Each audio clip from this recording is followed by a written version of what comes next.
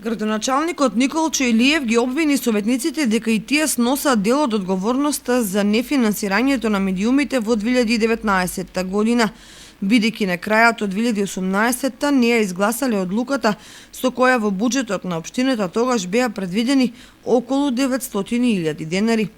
Точката беше ставена во два наврата на дневен ред, меѓутоа се појавија разни интереси и игри, поради што не беше изгласана, пошто дојде членот 102. За жал, имаме закон кој сето ова не спречува да го реализираме во 2020 година, меѓутоа морам во иста мера да кажам, понекогаш и самокритички да погледнеме, дека сите ние за 2019 година што не се исплатени медиумите, носиме одговорност, бидејќи во декември не го усвоивме буџетот така како што беше планирано, односно за дотации, помош на медиумите. Предходно, советникот Јордан Димитров директно го прозва градоначалникот за начинот на менаџирањето на локалната администрација.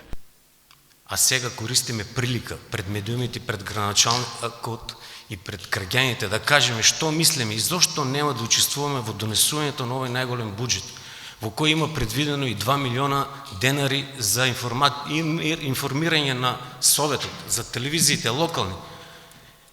И зашто нема да учествуваме во буџетот, донесувањето на буџетот поради фамозниот закон кој вашата влада го донесе и ние година и пол се убедуваме дали сме управо, дали не сме управо, ама ние година и пол не можеме да се представиме пред граѓаните.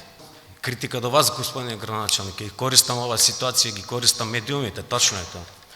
Дозволивте администрацијата, одделовникот на Советот да направи армоника. Дозволивте администрацијата да ги самотолкува законите, а не да ги почитува законите. Дозволивте вашите поставени директори да се понашаат реваншистички спрема нивните вработени, да ги омаловажуваат, бидејќи се од друга политичка опција.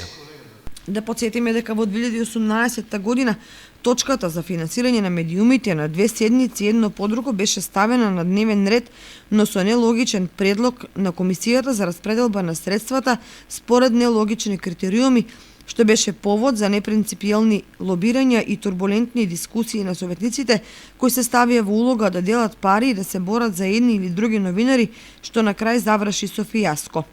Веројатно, една од пресудните улоги одигра правната служба во општината, која, иако започнатата процедура за изгласување одлука за доделување на средства може да истуркаат до крај со одлука на првата седница во новата година. Тие едноставно протолкуваа дека поради членот 102 за медиумите во 2019 година нема пари, заплашувајќи го правно непоткованиот градоначалник со судови и затвори. Парадоксот да биде поголем, во многу други општини идентични одлуки беа донесени токму на почетокот на таа година, например во Куманово, Гевгелија.